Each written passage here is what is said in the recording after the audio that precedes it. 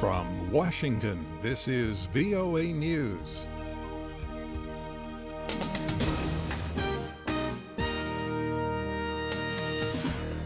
I'm Dave DeForest reporting 4,000 Iraqi troops began an operation to retake Mosul from the Islamic State group. The forces met stiff resistance Thursday as they advanced toward a group of villages southeast of the city. The troops came from two directions, creating a pincer movement around the villages. By mid-afternoon, they had seized 4 of them, but had not yet managed to control the entire area. European Union justice and security ministers held talks in Brussels Thursday on ways to shore up intelligence and security. Rob Wainwright is the director of Europol. So I think this is a highly challenging time for us in Europe, and the determined response of the security authorities therefore is focused on reducing that threat. Police are looking for yet another suspect in the terrorist attacks in Brussels. The attacks killed at least 31 people and wounded 300. Media reports say video surveillance from a bombed commuter rail station showed an unidentified man walking with one of the bombing suspects.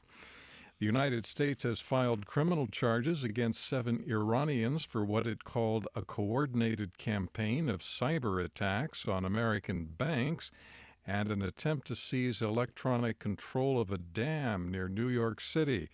U.S. Attorney General Loretta Lynch and FBI Director James Comey said Thursday the Iranians caused tens of millions of dollars in damages.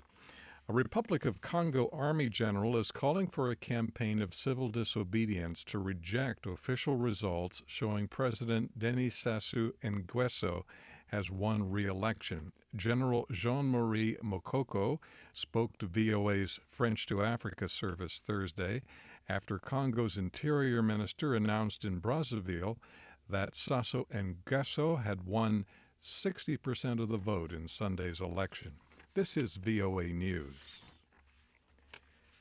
Alleged Boko Haram leader Abu Bakr Shekau has signaled his possible retirement.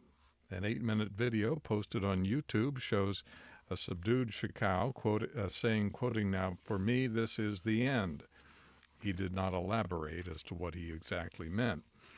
The United Nations Secretary General hailed the conviction of former Bosnian Serb leader Radovan Karadzic Thursday. Ban Ki-moon said that the judgment shows that fugitives cannot evade an international community determined to bring them to justice.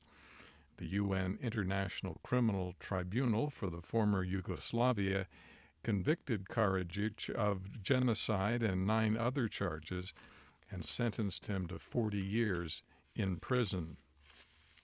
U.S. Secretary of State John Kerry and Russian President Vladimir Putin say that cooperation between the two countries has been instrumental in achieving an unexpectedly successful cessation of hostilities in Syria.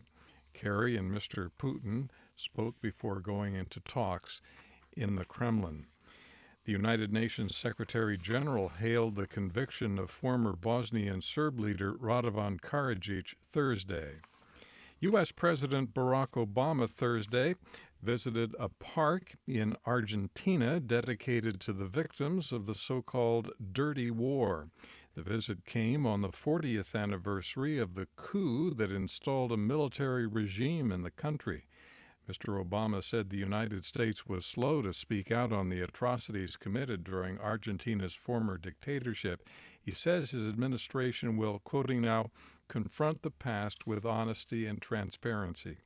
Declassified U.S. documents show the United States backed a regime that human rights activists say was responsible for the death or disappearance of some 30,000 people between 1976 and 1983, the Dirty War period.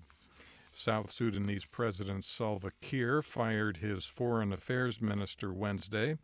In a decree, Mr. Kiir gave no explanation for firing Barnaba Mariel Benjamin and also did not name a replacement. The southeastern U.S. state of North Carolina has passed a law banning local governments from mandating that transgendered people be allowed to use public restrooms and locker rooms for the gender with which they identify. North Carolina Governor Pat McCrory signed the bill on Wednesday after the state legislature convened a special session to pass the measure. The new law was timed to take effect before the city of Charlotte could enact its new law, allowing transgendered people to use public restrooms that correspond with their gender identity rather than with their biological sex. For more on these and other stories, take a look at our website. It's voanews.com. In Washington, I'm Dave DeForest. That's the latest world news from VOA.